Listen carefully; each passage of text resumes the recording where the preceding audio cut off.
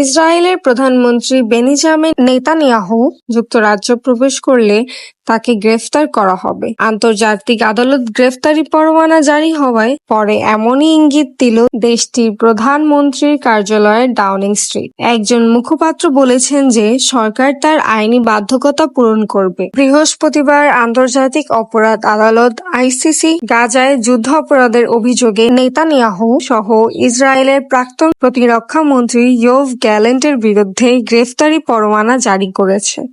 যুক্তরাজ্য সহ আদালতের সদস্য দেশগুলি একটি চুক্তি স্বাক্ষর করেছে। চুক্তি স্বাক্ষরের কারণে তাদের এই গ্রেফতারি পরোয়ানা পালনে পদক্ষেপ নিতে বাধ্য করে। নেতানিয়াহু যুক্তরাজ্যে প্রবেশ করলে তাকে আটক করা হবে কিনা এমন প্রশ্নে তিনি বলেছেন, সরকার তার আইনি বাধ্যকতা পূরণ করবে।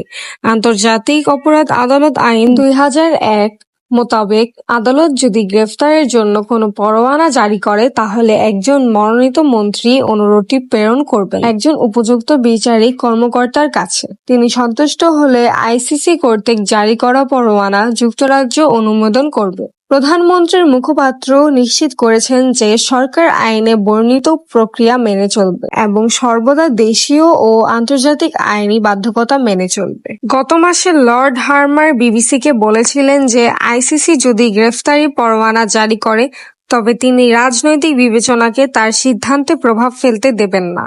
হার্মার বলেছিলেন, নেতানিয়াহুর জন্য গ্রেফতারি পরোয়ানা সম্পর্কে আইন মেনে পদক্ষেপ নেওয়া হবে। একটি সরকার কি করবে তা নির্দেশ করা অ্যাটর্নির কাজ নয়। আইনের কি প্রয়োজন, আইনের বিষয়বস্তু কি এবং আইন আপনাকে কোথায় নিয়ে যায় সেই বিষয়ে নির্ভীক আইনি পরামর্শ দেওয়াই অ্যাটর্নির কাজ, এবং এটাই আমি করতে যাচ্ছি।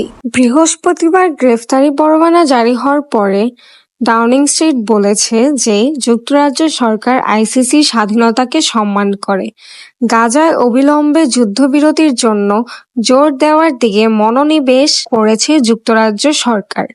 আদালত হামাসের সামরিক কমান্ডার মোহাম্মদ দেইফের জন্য একটি পরোয়ানা জারি করেছে, যাকে 2023 সালের 7 অক্টোবর ইসরায়েলের উপর হামলার সাথে সম্পর্কিত যুদ্ধাপরাধের অভিযোগে হত্যা করা হয়। গ্রেফতারি পরোয়ানার প্রভাব নির্ভর করবে আদালতের 124টি সদস্য রাষ্ট্র, যার মধ্যে ইসরায়েলের বা তার মিত্র মার্কিন যুক্তরাষ্ট্র অন্তর্ভুক্ত নয়, সেটি কার্যকর করার সিদ্ধান্ত নেয় কিনা। মার্কিন প্রেসিডেন্ট জো বাইডেন ইসরায়েলি প্রধানমন্ত্রীর বিরুদ্ধে গ্রেফতারি পরোয়ানাকে আপত্তিকর বলে অভিহিত করেছেন। বলেছেন, ইসরায়েল ও হামাসের মধ্যে তুলনা টানা অযৌক্তিক। তবে বেশ কয়েকটি ইউরোপীয় দেশের কর্মকর্তারা আদালতের পাশে দাঁড়িয়ে বিবৃতি দিয়েছেন এবং বলেছেন তারা আদালতের সিদ্ধান্ত বাস্তবায়ন করবে। ইসরায়েল এবং হামাস উভয়ই আইসিসির করা অভিযোগ প্রত্যাখ্যান করেছে। নেতানিয়াহু এই প্রয়াণটিকে বিদ্বেষপূর্ণ বলে উল্লেখ করেছে।